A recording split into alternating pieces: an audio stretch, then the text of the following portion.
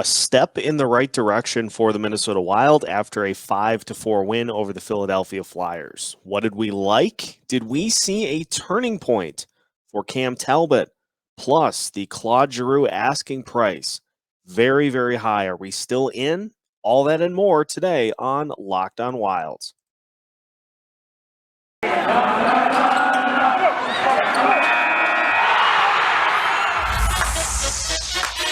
You're Locked On Wild. Your daily podcast on the Minnesota Wild. Part of the Locked On Podcast Network. Your team every day.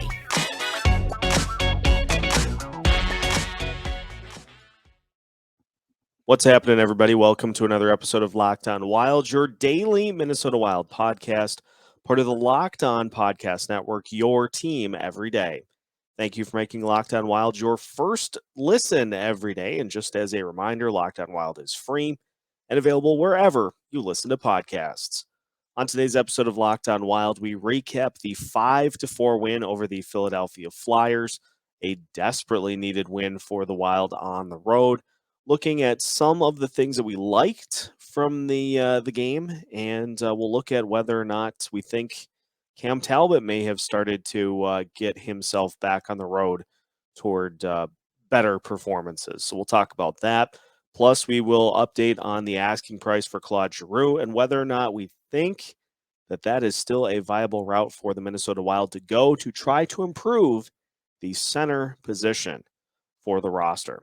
My name is Seth Topol, host of Locked On Wild, your veteran Minnesota sports content producer with over a decade's worth of experience covering your favorite Minnesota sports teams, and now the veteran captain of Locked On Wild. Happy to have you along for a Friday edition of the show, a Victory Friday. Boy, that felt good. I know the overall results, not the best. Had to play catch up 4 different times to beat the Philadelphia Flyers. 1-0 deficit, 2-1, 3-2, 4-3. Ended up being able to overcome that and get the game winner and not give up an empty net goal this time. So at the end of the day, a win is a win is a win is a win is a win. And even having said that, I think the overall final results was a little shadowed by what we saw in the net, because you look at the first few goals of the game for the Flyers. So you could say probably the first 2 are definitely more on your goalie than they are on anybody else. The third goal, however, in which the Minnesota Wild defense allowed Konechny to basically just tap one past Talbot with nobody in front of the net to try to offer any sort of resistance. I can't really put that on Cam, because what are you supposed to do with the guy right in front of you who can basically just brush the puck in on either side without anybody there to stop him? I can't really fault Talbot on that. The power play goal that was scored by the Flyers, that was not great. Again, just a lot of traffic out in front of the net that led to the Flyers being able to take the lead at that point. And you know, it was a game in which, if you get a little better goaltending, I think it looks way different than it does, because, you know, this has been one of the big issues for this team over the last 2 weeks, is that, you know, we started off the season and the goalies were just playing loose, playing without a lot of pressure, because you knew that the offense was going to get you 5 goals a night. Put it in the bank, guaranteed that that's going to be the result. And so they didn't feel like they had to make every save. You don't have to hold your opponent to 1 goal or you're going to lose. We've seen it flipped, though, now, to where there is pressure on the offense and pressure on the defense, because, in Cam Talbot's recent starts, it's basically guaranteed that he's giving up 5 goals or 4 goals. And so you go into the game knowing that you're going to have to win 6-5 or 5-4. And so you start to press immediately, and you you get a little too tense with the puck, with zone entries, with faceoffs, with everything, because you know that you are going to have what is considered a high level output offensively before the game even starts. And defensively, it's pretty much all on you to try to come up with some saves out in front of the net. And so that, I think, has weighed on this team over the last 2 weeks, because as Brett Marshall, he's been all over this, which is just great because then it's easier for me to find the tweets when he sends them out, all over the numbers for Cam Talbot here over his last handful of starts. And in his last 9.2 games, the Wild netminder has faced, I think he's given up an expected goals allowed average, or expected goals for his opponents, of 21.37 expected goals in 9.2 games in 2022. He's allowed 32 goals. So it's expected in those 9 games that he was going to give up 21 goals. He's given up 32. So he has just, it's been rough. And, we talked about the confidence for Talbot being low.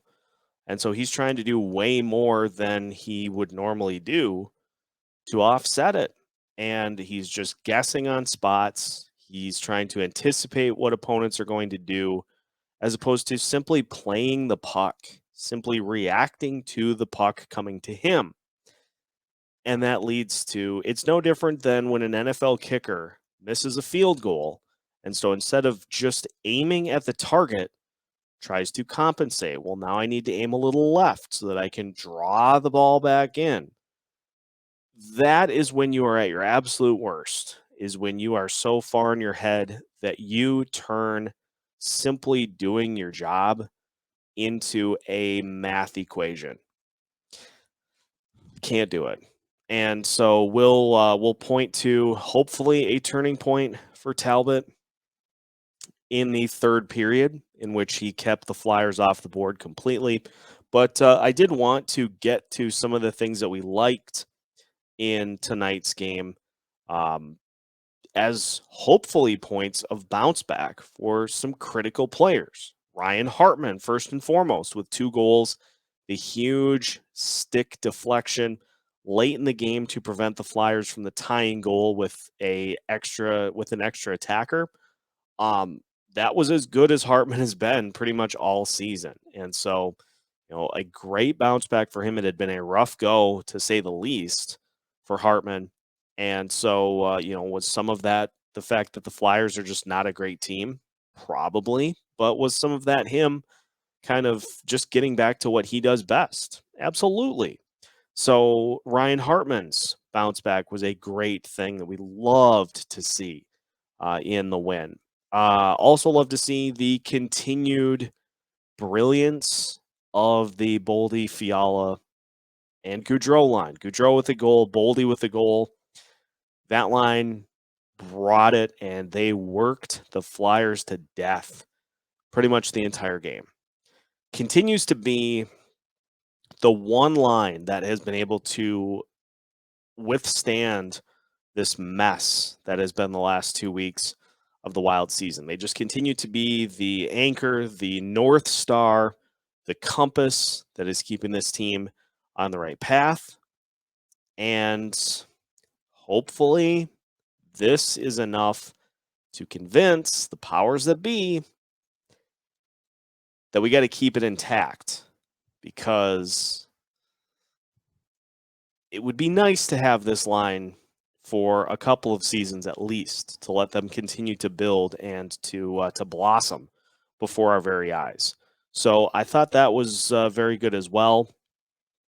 Um, you know, it was one of those games where the Wild had stretches where they played very well. They had a lot of stretches where they just dominated and held zone presence, which is something we have not seen over the last couple of weeks.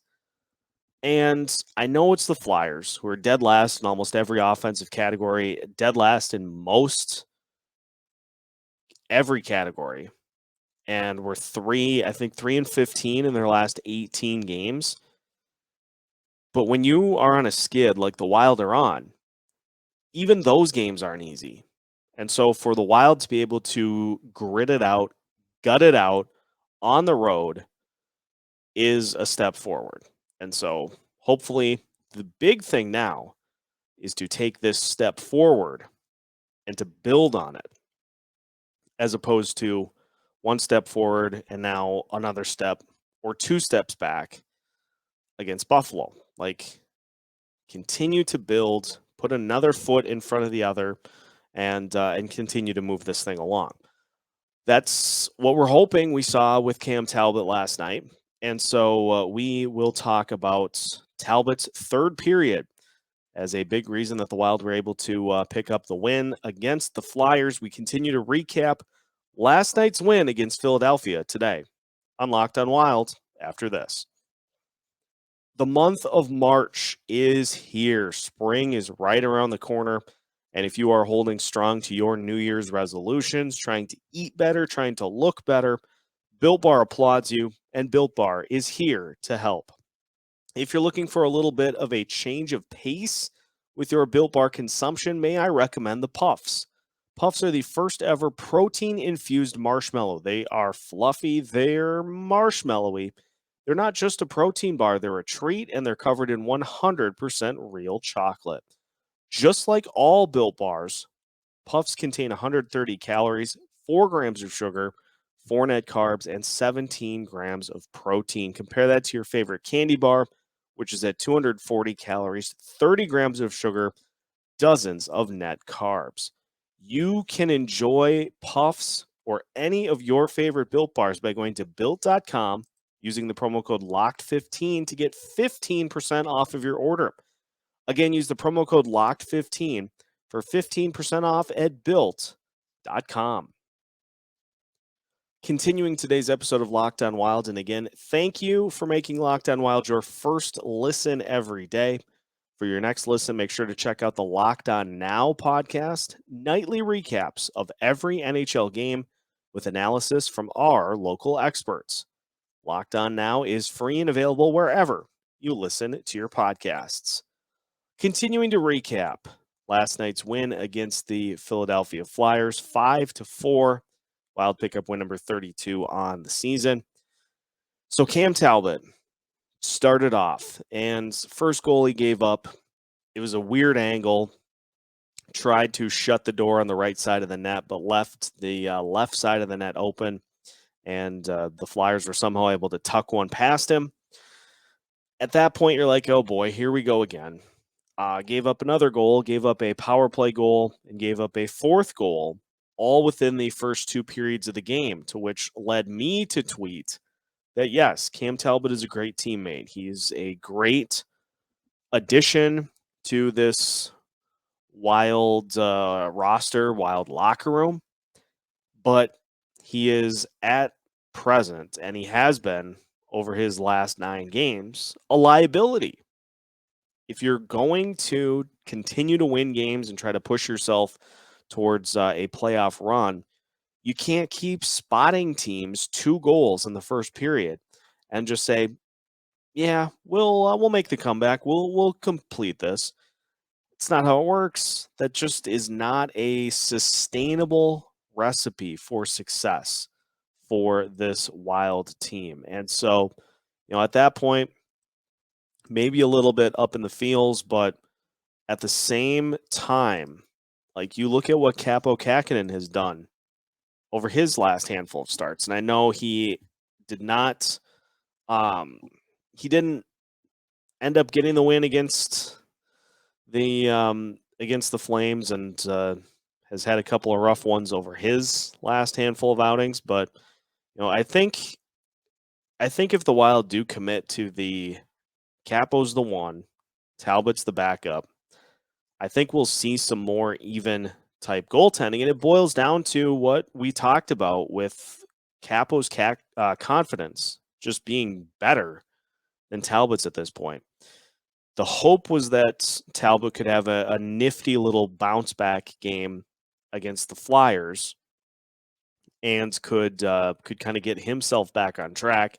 Now, while he didn't do that overall, did he maybe do that in the third period? He held the Flyers off the board. He did get one massive assist on a save from Ryan Hartman, who came in to prevent the Flyers from finding in mostly empty net after Talbot had sprawled out to try to make another save. So Hartman assisting there, but Talbot did make a handful of good saves down the stretch in the third period. And so is this something that he can build off of? Is this enough of a boost for him to get his confidence back and to get him to maybe not fully what we saw last year, but at least something close to that goalie who was able to really help solidify things for this team last year? Now we saw Dean Evison after his most recent start, again another one which did not go well, this time against the Calgary Flames. We saw him come to Cam Talbot's defense and try to kind of um, help shoulder some of the blame so that it wasn't all him. It wasn't all him trying to shoulder the whole the entirety of the blame for some uneven performances. Dean pointed to the defense being a little bit of a problem in his most recent start. And so hopefully getting Matt Dumba back, Dumba and Greenway both accompanied the Wild on the trip. They won't play, but even just having their presence, I think, kind of helped give the team a little bit of a boost. Maybe it gave Talbot a boost as well, but getting Dumba back into the lineup will help the defense be able to take a little bit more of the pressure off of Talbot. It's going to be fascinating to see how this plays out as we move forward. If Talbot strings a couple of nice performances together, maybe we go back to this point and say, yeah, that seems like the point in the year where things started to kind of turn back towards where we'd like the goaltending to be. It's all about making sure that the Wild are not digging themselves too big of holes every night to come back. I mean, the Wild had to do it 4 different times. Trailed 1-0, 2-1, 3-2, 4-3. Against a team like the Flyers, that's probably okay. And you're probably able to complete all of those comebacks, including a 2-goal deficit going into the third period. Florida, though, Tampa Bay, Carolina, Pittsburgh, Vegas, Toronto, you name it. Any of those teams that are serious, legitimate threats in the postseason, you do that to them, they pile on. And so you have to be on your A game from the get-go against some of those teams to prevent them from turning it into a snowball and just rolling over you with a ton of goals. So hopefully this is a little bit of a kind of rally point for Talbot to get his confidence back and get him back to better than he's been. Not necessarily that 5-0 or that 5-win stretch over his last 11 games in which he gave up, I think, 5 total goals or 6 total goals. He's probably not going to be that type of performer every night, but he's definitely better than what is currently going on with him in the net. So, did he turn the corner? I guess we'll wait and see. All eyes going to be on that next start. Whenever he starts, I would be shocked if Capo doesn't start against the Sabres, but then there is another back-to-back coming up. So Talbot will get another opportunity. Let's see what he does with it. We will finish today's show. Seemed fitting to finish today's show by talking a little Claude Giroux because the Wild just saw him in person. Looks pretty good. However, the asking price is high. We'll see just how high when we finish today's episode of Locked On Wild after this. Football might be over for this season, but basketball is in full steam for both pro and college hoops. For all the latest odds, totals, player performance props, to where the next fired coach is going to land, BetOnline.net is the #1 spot for all of your sports betting needs. BetOnline remains the best spot for all of your sports scores, podcasts, and news this season. And it's not just basketball. BetOnline is also your source for hockey, boxing, and UFC odds. If you want to gamble on it, BetOnline has it. So head to the website today or use your mobile device to learn more about the trends and the action. That's all at BetOnline, where the game starts. Final segment of today's episode of Locked On Wild. Again, thank you for making Locked On Wild your first listen every day. Claude Giroux had an assist and also went 18 of 30 in the faceoff circle for the Flyers. The Minnesota Wild got just decimated in the faceoff circle once again. Although Ryan Hartman had 11 wins and 14 losses, so he wasn't the problem in the faceoff dot. It was Freddie Gaudreau and Joel Eriksson Ek who combined to win 9 and lose 22. So not great, but that would be one thing that Giroux would bring into this team, in addition to, all he brings on the offensive side of the ice. A great face-off guy, and he can help on the special teams as well. However, reports suggesting that the expected return for Giroux, first-round pick, a prospect, and a young, ready NHLer for Claude Giroux. Is he worth that? He's certainly playing well enough to warrant a huge return for the Flyers. But if that's the case, I mean, for the Wild, it's going to be a low first-round pick. If it's this year's, it's going to be a low first-round pick, somewhere in the 20s. So that I'm okay with parting with.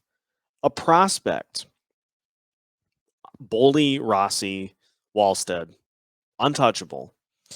Beyond that, we can probably find a way to make it work. I'd be okay with that. But a young, ready NHL or NHL talent, that's the part of this puzzle that is worrisome to me because, is this where you dangle Adam Beckman to make this happen? Because as we have also alluded to frequently over the last couple of weeks, the Wilds have too many spots to play everybody. They're going to have a couple of battles between prospects for spots because you don't have enough room to put all of these guys on the ice at once. They can't all be backups. They can't all be starters. So why not dangle a few and try to kind of recultivate this roster around those buyouts at the deadline or maybe in the offseason as well? If it's Beckman, it either has to be, if you're talking NHL ready, the guys on the ice that are young that would qualify for that would be Kalen Addison, Adam Beckman. I would assume Marco Rossi and Matt Boldy are off the table, but maybe a fourth line guy like Connor Dewar or Brandon Duhaime. I like what those guys bring on that fourth line, though. So I don't know. And especially with spots that you're going to need to fill next season, like Dewar and Duhaime are filling those spots, and they can fill those spots next year too. Plus, would Giroux even be able to resign here if the Wild make the move to get him? At the end of the day, you could end up having the same effect that happened to the Calgary Flames, where they make a move, the team rallies around it, and they just get scorching hot to the point that they kind of vault themselves into the conversation for teams in the Western Conference that could seriously make a run at the Stanley Cup final. You could have that effect on this team. Gives them a boost as a team that played so well at the beginning of the season, then hit the skids, and now you get them a guy that can help pull them out of it and get them back into the contender conversation in the Western Conference. It's pretty appealing, especially considering that he is a guy that can win faceoffs, can help with the disparities that are becoming more and more of a problem every game. It seems like the Wild get throttled in the faceoff circle again against the Flyers. There's a lot of appeal to it. The price is it's too high, because an NHL ready player in return is somebody that you're going to want to have help you next year, the year after that, and the year after that. So unless we get somebody else involved, it might be time to look elsewhere for an upgrade for this team at the trade deadline.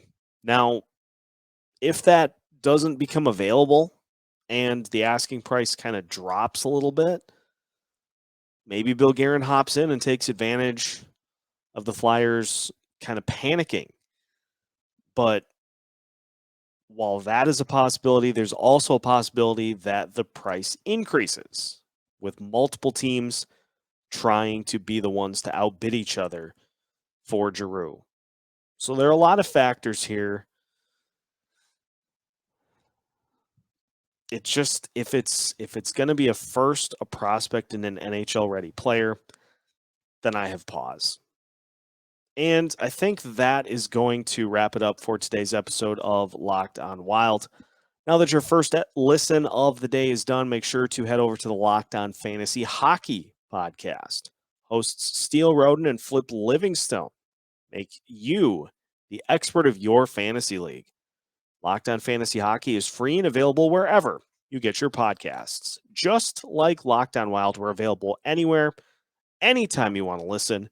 Just search for Locked On Wild and you'll find us on your favorite podcast platforms.